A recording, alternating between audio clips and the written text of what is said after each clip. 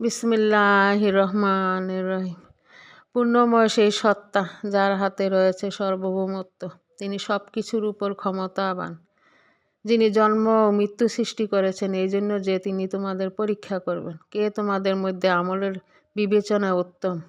তিনি পরাক্রমশালী, তিনি ক্ষমাশীল, যিনি 7 আসমান স্তরে স্তরে সৃষ্টি করেছেন। দয়াময় আল্লাহর সৃষ্টির মধ্যে তুমি কোনো অসঙ্গতি দেখবে না। আবার দৃষ্টি ফিরাও, কোথাও কি তুমি কোনো ত্রুটি দেখতে পাও? তারপর সকাল সন্ধ্যায় দৃষ্টি ফিরাও, দৃষ্টি ব্যর্থ হয়ে ক্লান্ত হয়ে তোমার কাছে ফিরে আসবে। আমি নিকটবর্তী আকাশটিকে প্রদীপ দ্বারা সাজিয়ে রেখেছি এবং শয়তানদেরকে তাড়ানোর জন্য এটা তৈরি করে রেখেছি, আর তাদের জন্য জ্বলন্ত অগ্নির শাস্তিও আমি প্রস্তুত করে রেখেছি। যারা তাদের প্রভুকে অস্বীকার করেছে তাদের জন্য রয়েছে জাহান্নামের শাস্তি। জাহান্নাম খুবই নিকৃষ্ট স্থান। এর মধ্যে যখন তারা নিক্ষিপ্ত হবে তখন তারা বিকট শব্দ শুনতে পাবে আর তা উতাল পাতাল করতে থাকবে। প্রচণ্ড ক্রোধের কারণে তা ফেটে দীর্ণ বিদীর্ণ হবার উপক্রম হবে। যখনই কোনো একদলকে সেখানে নিক্ষেপ করা হবে তখনই তার প্রহরীরা তাদেরকে জিজ্ঞেস করবে, তোমাদের কাছে কি কোনো সতর্ককারী আসেনি? তখন তারা বলবে, হ্যাঁ, আমাদের কাছে সতর্ককারী এসেছিল, কিন্তু আমরা তাদেরকে মিথ্যাবাদী মনে করেছি আর বলেছি আল্লাহ কোনো কিছুই নাজিল করেননি। হ্যাঁ সতর্ককারীগণ, বরং তোমরা এ চরম বিভ্রান্তিতে লিপ্ত আছো। তারা বলবে, যদি আমরা শুনতাম এবং বুঝতাম তাহলে আমরা জ্বলন্ত আগুনের সঙ্গীদের দলভুক্ত হতাম না। অতঃপর তারা নিজেদের অপরাধ স্বীকার করে নেবে। সুতরাং দীক্ষা জ্বলন্ত আগুনের অধিবাসীদের জন্য। অপরদিকে যারা তাদের রবকে না দেখে ভয় করেছে তাদের জন্য রয়েছে ক্ষমা ও বিশাল পুরস্কার।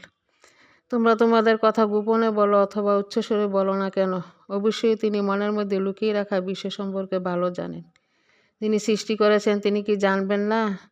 বস্তুত তিনি অত্যন্ত সূক্ষ্মদর্শী এবং পুরোপুরি সর্ববিষয়ে অবহিত। তিনি ভূমিকে তোমাদের জন্য সুগময় করে বানিয়েছেন। তোমরা তার কাঁধে চলাচল করো এবং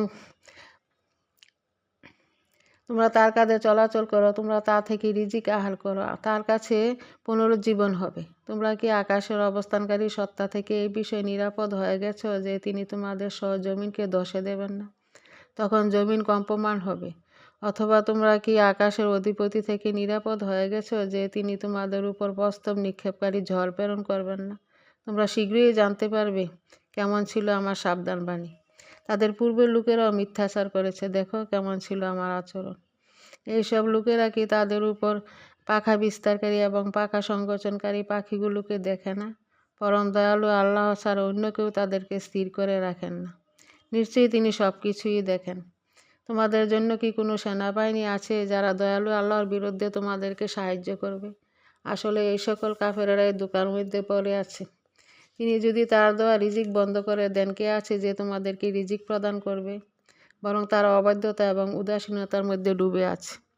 যে ব্যক্তি জমিনে উপর হয়ে মুখে ভর দিয়ে চলে সে কি হেদায়েতপ্রাপ্ত? না, যে ব্যক্তি সোজাভাবে সরল পথে চলে সেই বেশি হেদায়েতপ্রাপ্ত।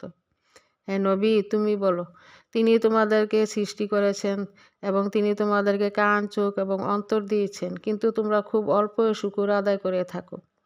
তুমি বলো, তিনি তোমাদের পৃথিবীতে ছড়িয়ে দিয়েছেন, আবার তারই সম্মুখে তোমাদের সবাইকে জড়ো করা হবে। তারা বলে, তোমরা যদি সত্যবাদী হও তাহলে বলো কবে এটা সংগঠিত হবে। তুমি বলো, অবশ্যই এই বিষয়ে জ্ঞান আল্লাহর কাছে রয়েছে, আমি শুধু একজন সুস্পষ্ট সতর্ককারী। যখন তারা এই সময়কে নিকটে দেখবে তখন কাফেরদের মুখমণ্ডল মলিন হয়ে যাবে এবং বলা হবে, এ হচ্ছে সেই ওয়াদাকৃত মহাধ্বংস যাকে তোমরা পেতে চাইতে। তুমি বলো, তোমরা কি ভেবে দেখেছ যে যদি আল্লাহ আমাকে এবং আমার সঙ্গী সাথীদের ধ্বংস করে দেন অথবা আমাদের উপর দয়া প্রদর্শন করেন, এ অবস্থায় কাফেরদেরকে পীড়াদায়ক শাস্তি থেকে কে বাঁচাবে? তুমি বলো, তিনি হচ্ছেন দয়াময় আল্লাহ, আমরা তার উপর ঈমান এনেছি এবং তার উপর ভরসা রেখেছি। শীঘ্রই তোমরা জানতে পারবে কে সুস্পষ্ট গুমরাহের মধ্যে ছিল। হে নবী, তুমি বলো, তোমরা কি ভেবে দেখেছ যদি তোমাদের পানি ভূগর্ভের গভীরে নেমে যায় তাহলে কে তোমাদেরকে প্রবাহমান পানি নিয়ে আসবে?